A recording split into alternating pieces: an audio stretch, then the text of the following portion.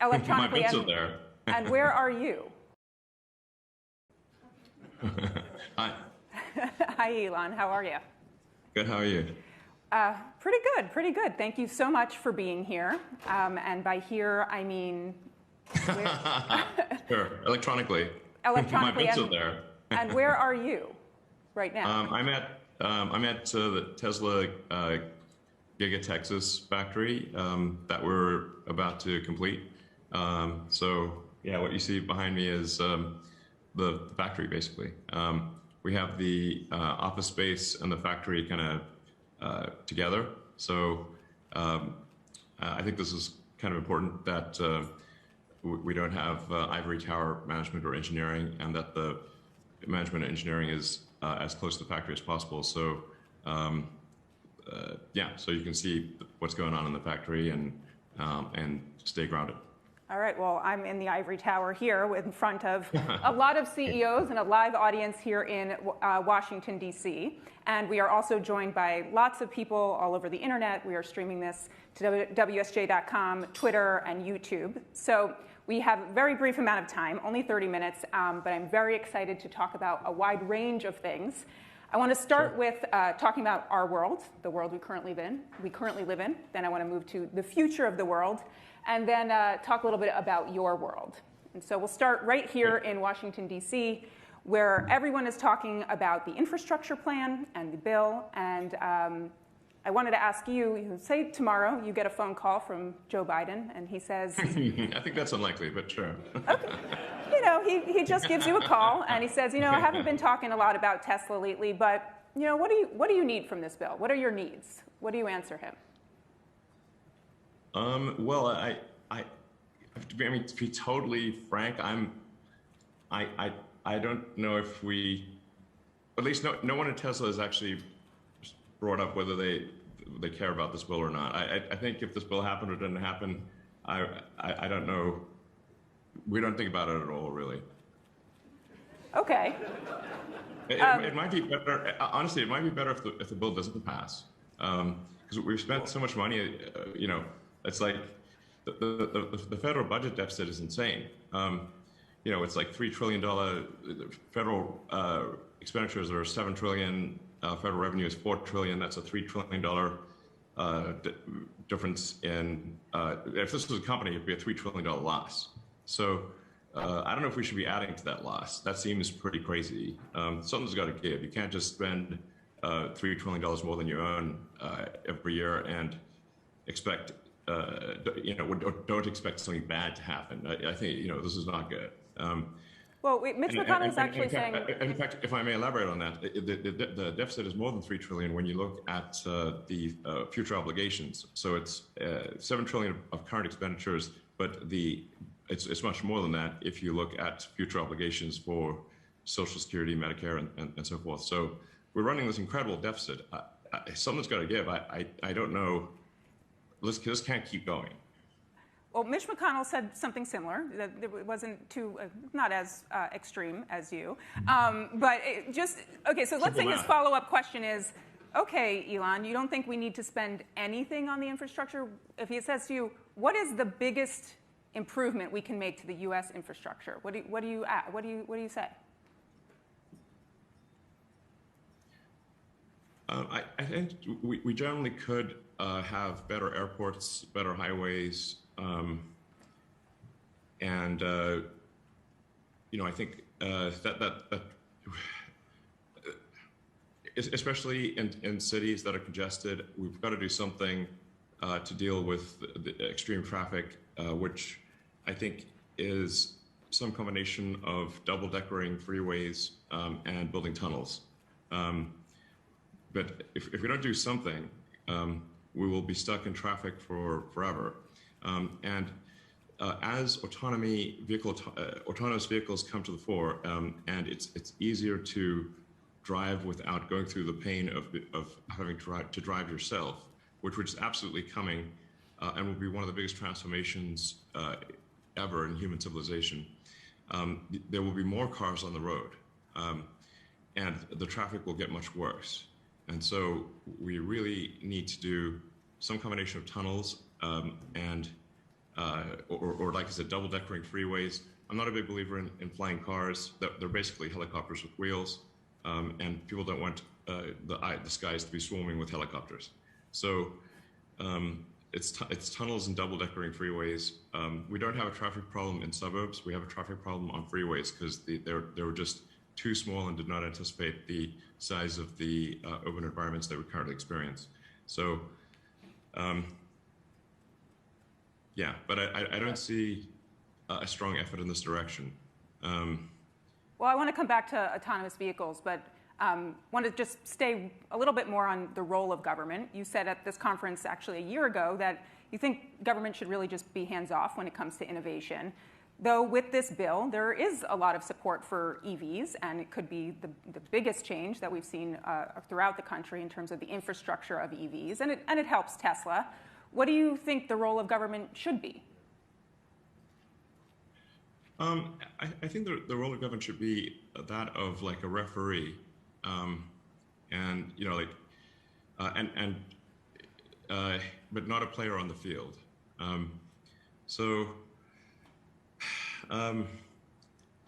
Generally, you know, government should, I think, just try to get out of the way and not impede progress. I think there's a general problem, not just in the U.S., but in most countries, where the rules and regulations keep increasing every year. Rules and regulations are immortal. They don't die. There's not a natural. Occasionally, you see some law with a sunset provision, but really, otherwise, the vast majority of rules and regulations live forever. And so if more rules and regulations are applied every year, and it just keeps growing and growing, eventually it takes longer and longer, and it's harder to do things. And there's not really an effective garbage collection system for removing rules and regulations. And so gradually this hardens the arteries of civilization, where you're able to do less and less over time. So I think government should be really trying hard to get rid of rules and regulations that perhaps had some merit at some point, but don't have merit currently. But there's very little effort in this direction. This is a big problem. And I also want to come back to later. I know that you do have some other stance on sort of AI and what the rules and regulations we should have on that. But right now you're sitting in a Tesla factory. How are you spending your time these days between the split between SpaceX and Tesla? Yeah, it's about even between SpaceX and Tesla. It depends on, you know, what is the kind of crisis of the moment. So some weeks will be more Tesla, more SpaceX. But I mean, I work a lot. I work 7 days a week and put in I get some pretty crazy hours. So. But it really depends on where I'm needed most. I triage the tasks and try to do the things that are most useful or where I'm most needed. You know, and it varies from one week to the next. But you know, just going back to that infrastructure bill for a second, because sometimes the criticism of Tesla is like, hey, Tesla gets all these subsidies, but it's worth noting that for the vehicle purchase tax credit, the $7,500, Tesla stopped getting that like 2 years ago.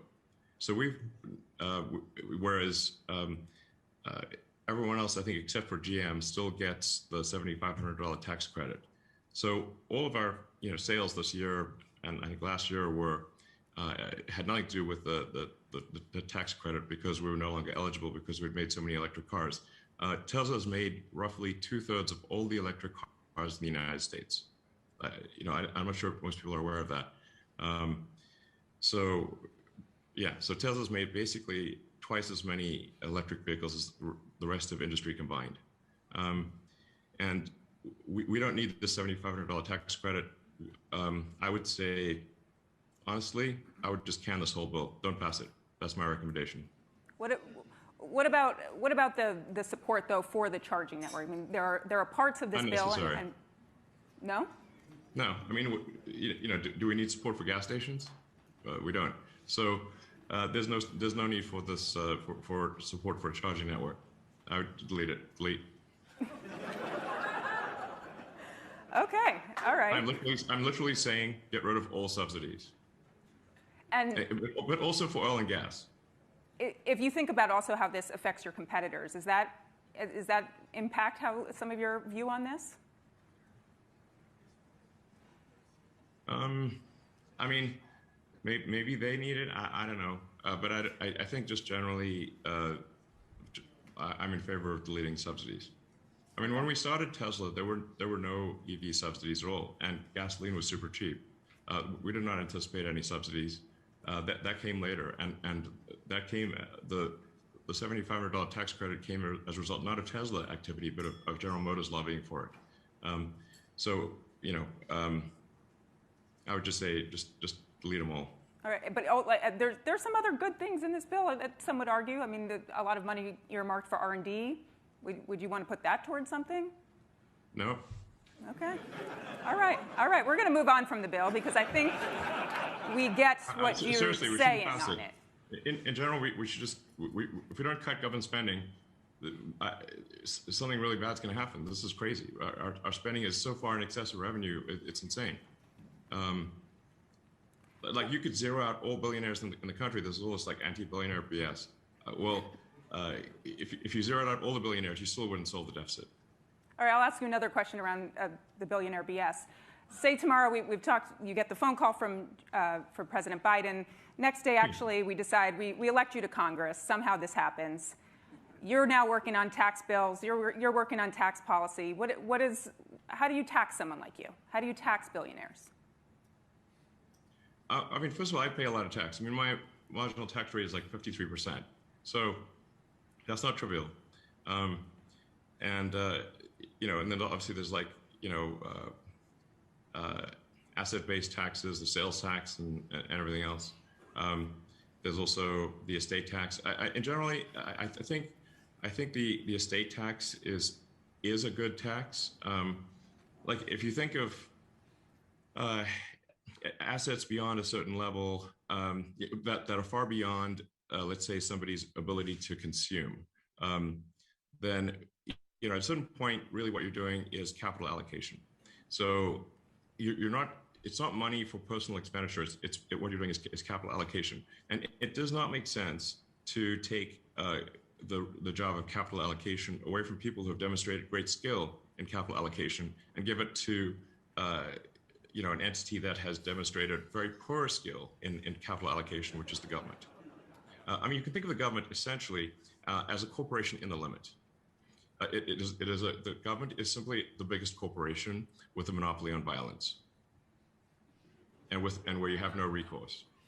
So how much money do you want to give that entity? Could you explain the last part quickly, and then I want to move on to some product stuff. Sure. I mean, I can talk for a bit longer if you'd like than the half an hour. If you're worried about getting through other questions. But I hear we have nobody else joining us at this conference. Yeah, I mean, government is a corporation in the limit. So it is the most corporate thing. It is maximum corporation, but it's also a monopoly, and also is the only one that's allowed legally to do violence. So why would you want to give a corporation with no competition that can't even really go bankrupt more money?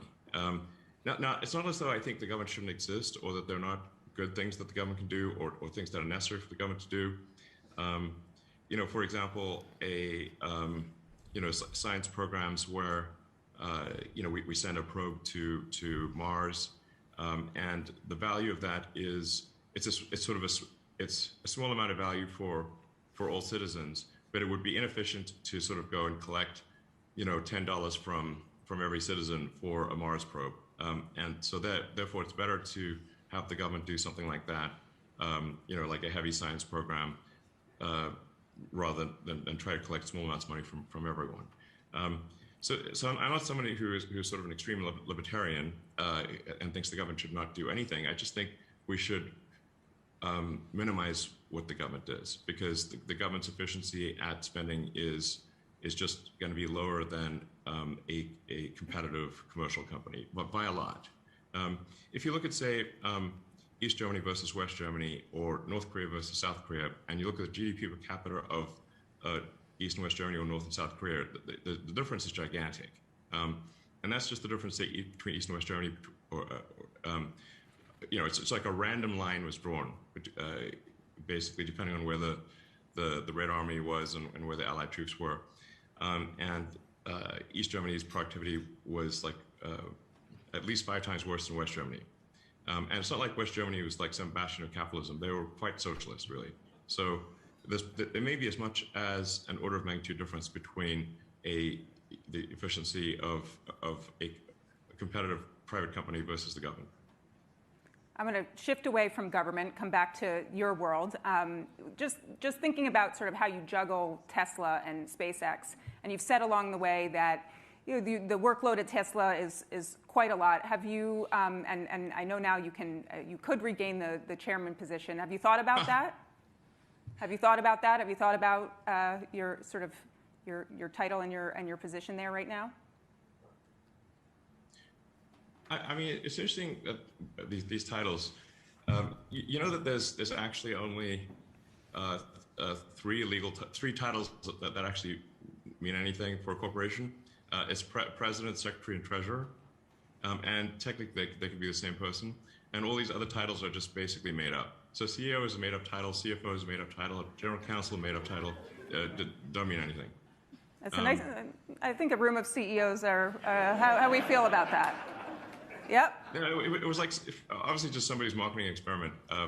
So I guess I'll be more direct. I mean, are you considering stepping down as CEO? Would you transfer, be chairman, and think about being chief product officer? I mean, since CEO title doesn't matter anyway. I changed my title to Techno King. And by the way, this is a formal SEC filing. I'm legally a formal whatever Techno King. I just did that as kind of like a joke because just to show that these titles don't mean a lot. You can see what is actually legally necessary if you fill out the form for creating a C corp, and then you'll see it's president, treasurer, and secretary. You need a director too, but that's basically it. And then all these other chief whatever officer are basically just made up. Is the Tesla bot in the running for any of these titles? Not yet. It's maybe in the future. But speaking of the Tesla bot, I know you've talked about the importance of creating this bot for the future of AI. Tell me a little bit about where you're at with this project and what we can expect in the next coming months.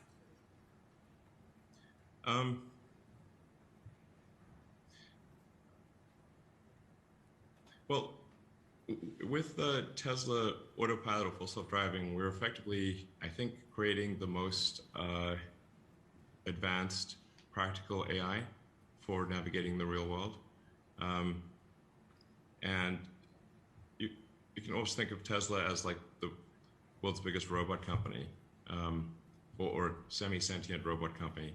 So then, so we have, the car is kind of a robot on 4 wheels, and so then, well, we could probably take that same technology and put it in a humanoid robot and have that robot be useful.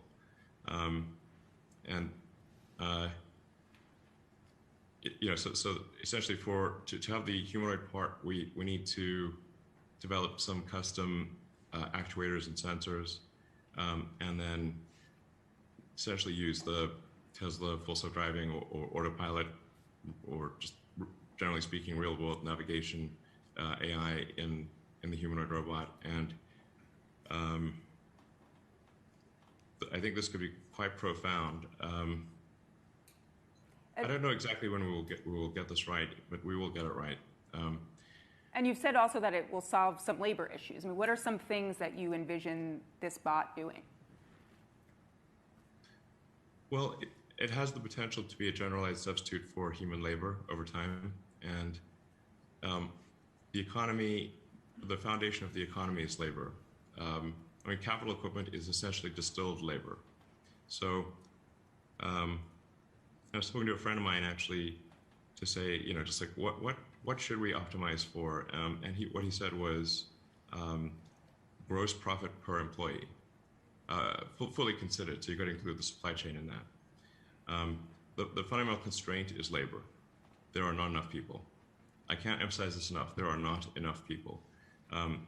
And I think one of the biggest risks to civilization is the low birth rate and the rapidly declining birth rate.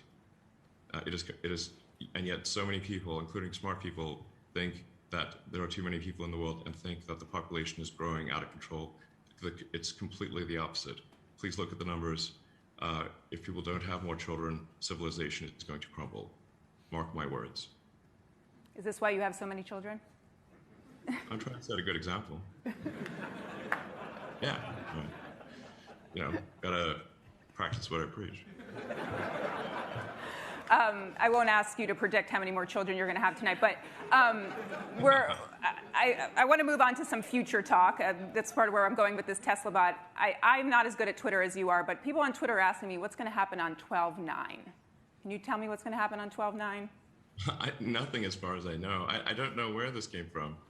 I think this is just one of those memes that, I don't know, it came out of nowhere, but as far as I know, nothing. But maybe something will happen that I'm not aware of. All right, so I want to ask now a little bit farther out in the future, into 2022. And we can't get to all your future projects, but I thought a fun way to do this might be, I'm going to name some of the projects. I'm going to give you 60 seconds, and you tell me what your plan is in 2022 to move that project along and what we can expect from it. But Okay. 60 seconds. You only get 60 seconds. Okay. You going to do it? All right, here we Sure. go. So the first one is, hold on, I think I know how to work this Apple Watch. All right, 60 seconds and Cybertruck. Cybertruck. Cybertruck's going to be an incredible product. I think it may be our best product ever. I think it probably will be. It has a lot of new technology, so it's a hard car to make. But it will be awesome. And I think I've said before that we're aiming for volume production in 2023. And I will provide a more detailed product update at the Tesla earnings call early next year. So I wish it could be sooner, but that's most likely when it happens. It'll be something really special, like just one of those kind of rare products that happens once in a while. That's really special. Okay. That was about 60 seconds. I don't know what's going on with my watch, but we're on Cybertruck. Now we're on to Neuralink. Okay. Okay. Yeah. So no, the big question is, in 2022, how are you pushing that project along? What happens? So Neuralink, we have Neuralink's working well in monkeys, and we're also doing just a lot of testing and just confirming that it's very safe and reliable, and that the Neuralink device can be removed safely. People may have seen the demo that we published earlier this year, the video of a monkey playing the video game Pong telepathically using the Neuralink in its brain, and it's completely wireless, charges inductively. But basically, the monkey looks completely normal, and yet is playing a video game telepathically, which is, I think, quite profound. We will have, we hope to have this in our first humans, which will be people that have severe spinal cord injuries, like tetraplegics, quadriplegics, next year, pending FDA approval. And I should say our standards for implanting the device are substantially higher than what the FDA requires, just as our standards for safety with Tesla are much higher than what the U.S. government requires. And I'll take a little more than 60 seconds. Yes, I'm about to cut you off. Because I think there's something that's I think pretty cool, and I do want to say that I'm very emphasis on cautiously optimistic about this. I think we have a chance with Neuralink of being able to restore full body functionality to someone who has a spinal cord injury. Meaning, I think we have a chance, I emphasize a chance, of being able to allow someone who cannot walk or use their arms to be able to walk again, naturally. Okay, I'm not going to cut that out. I can't really cut you off when you're talking about that. So it's a super big deal, and I don't want to raise hopes unreasonably, but I'm increasingly convinced that this can be done. All right, so the last one is Starship. Sure. Because there's a lot happening in 2022 on Starship, right? Yes. Man, Starship is a hard project. This is the biggest rocket ever made. It will have a thrust and mass double that of a Saturn V, which is the largest rocket to reach orbit, and is intended to be fully and rapidly reusable. This is a profound, if we are successful with this, which I think we will be, but I don't know if we'll be there in 2022, I hope so. This is a profound revolution in access to orbit. There has never been a fully reusable orbital launch vehicle. This is the holy grail of space technology. It is the fundamental breakthrough that is necessary for humanity to become a spacefaring civilization.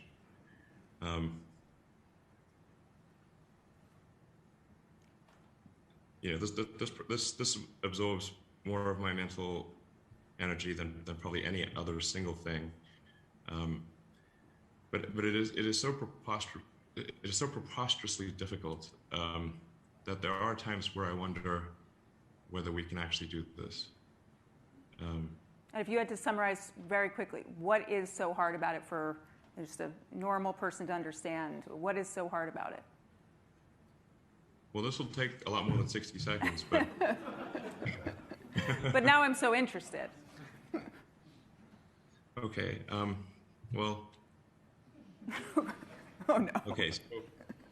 Okay. I am overdue for doing a Starship update.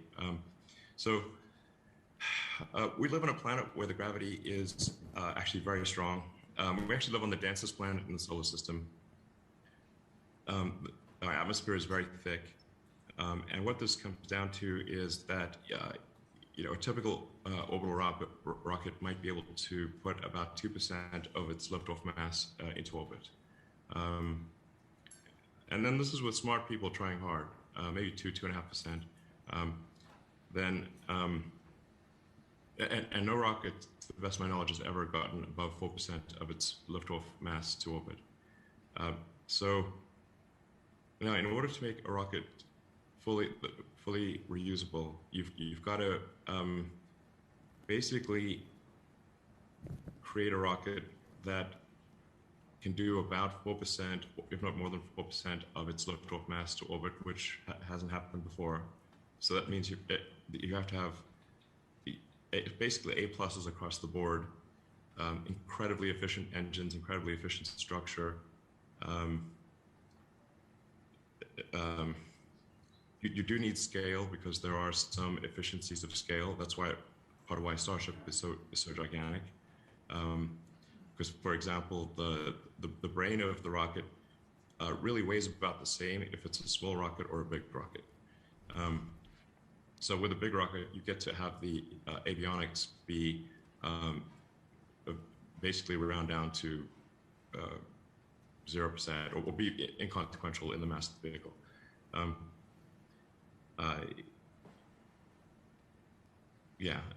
you need to make an incredibly light heat shield. And just there's so many things that need to be done to have both the booster and the upper stage or ship be reusable. Insanely difficult. It's not like many super smart people have tried to do this before and no one has succeeded. And most of the time they've just given up partway through. But if full and rapid reusability can be achieved, it reduces the cost of access to orbit by a factor of 100 or more.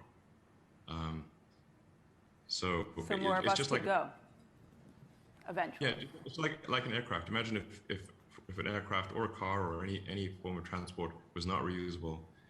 Imagine if you had to buy a new plane every time you flew. That would make air flight insanely expensive, or a car. If you had to get a new car every time you drove somewhere, that would be unbelievably expensive as opposed to simply refueling it. So we've got to get rockets to the point where we simply refuel the rocket and we don't throw it away. And with Falcon 9, we've managed to make the booster reusable and the fairing, the nose cone reusable, but not the upper stage. So we've made I think the most progress in reusability that has ever been done. But with Starship, we're hoping to make the whole thing reusable. This is profound. Like I said, it is the difference between humanity being a single planet species and a multi-planet species. It's really that big of a deal. All right, well, Elon, they're running the clock down on me, so I want to ask you one last question, and we'll try to go to at least one or two audience questions.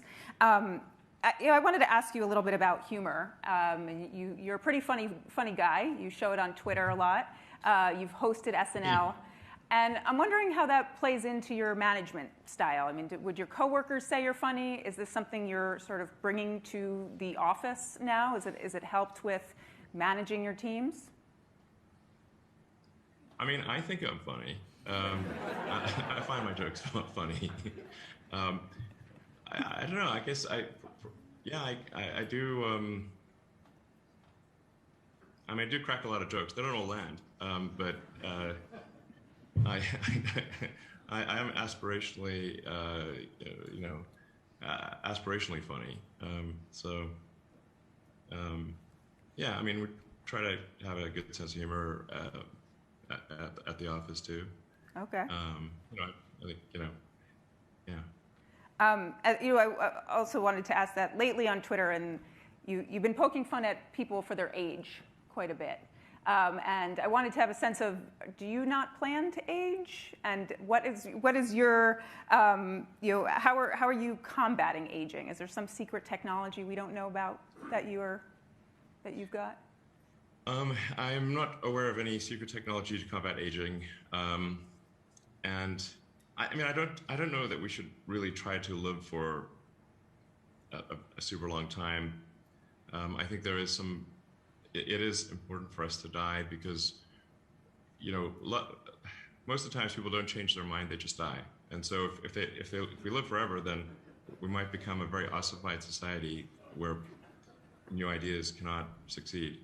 So, but I'm not poking fun at aging. I'm just saying, if we've got people in very important positions that have to make decisions that are critical to the security of the country, then they need to have sufficient presence of mind and cognitive ability to make those decisions well, because the whole country's depending on them. Mm-hmm.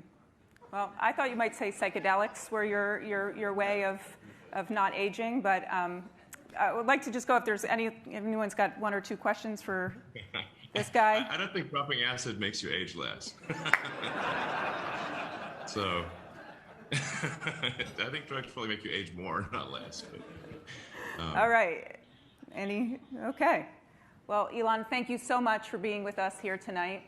Oh, there is a question. Sorry, I did not see any hands up. Thank you. Baldas from BGD Holdings. I'd be very interested. First, let me thank you for what you're doing in terms of your breakthrough for humanity. But I am curious about your views on China and the United States, just on a free-flowing basis, if you want to share a few thoughts. Yeah, I mean, I think we're at an interesting point in history where the United States has been the world's largest economy for as long as anyone can remember. I don't think the U.S. became the largest economy, probably 120, 130 years ago. And there's nobody that old, really, anymore who can remember a time when the United States was not the world's biggest economy. Now we're heading towards a situation where China is going to be probably have an economy 2 to 3 times the size of the United States. And so that's just a different world. I do think there are a lot of people in the government in China who kind of grew up with China being a small economy, and maybe who feel like China was pushed around a lot, and they haven't fully appreciated the fact that China really is going to be the big kid on the block, and so like if you're going to be the big kid on the block, then you can really be pretty chill about things. You know, you don't have to worry about, like, other countries are not really a threat to you if you're by far the biggest kid on the block, and you know, so I would say that's kind of an important mindset change. Hopefully that you know, China goes through, is just, you know, to think like, if you are the biggest kid, like how would you want the biggest kid on the block to behave? And now if you are going to be the biggest kid on the block, then wouldn't you want to behave like you would have wanted the biggest kid on the block to behave? I think that's pretty important. I mean, overall, you know, I think like Tesla has a good relationship with China, and I don't mean to endorse everything that China does, any more than I would say endorse everything the United States does, or any country. But you know, overall, I think yeah, we are headed to an interesting and different world, and I hope that we can remember that, you know, we're all human beings, and you know, let's just try to have as positive a relationship as possible, and you know, and work towards mutual prosperity of humanity as a whole.